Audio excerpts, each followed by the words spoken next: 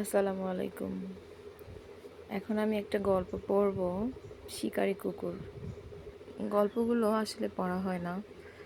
এখন যেহেতু আমি ভিডিওটা বানাচ্ছি, এই ভিডিও বানানোর থ্রুতে গল্পগুলো পড়া হবে, আর আপনাদেরও গল্পগুলো শোনা হবে। যাই হোক, গল্পটা আমি পড়ি। এক রাখালের এক শিকারী কুকুর ছিল। একদিন রাখাল কুকুরটাকে সঙ্গে নিয়ে বাইরে বেরিয়েছিল।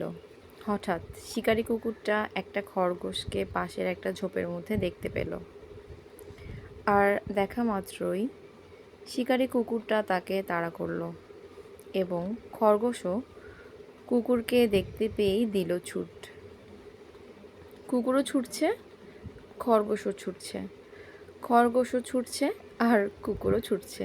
কিন্তু ছুটলে কি হবে? খরগোশ চোখের নিমিষে কোথায় যেন মিলিয়ে গেল।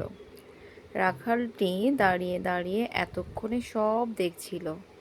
কুকুরটা খরগোশটাকে ধরতে পারল না দেখে সে তাকে ব্যঙ্গ করে বলল, খুব বাহাদুর। একটা ক্ষুদ্র জীব খরগোশ, তার সঙ্গেও ছুটে এটে উঠতে পারলে না তুমি?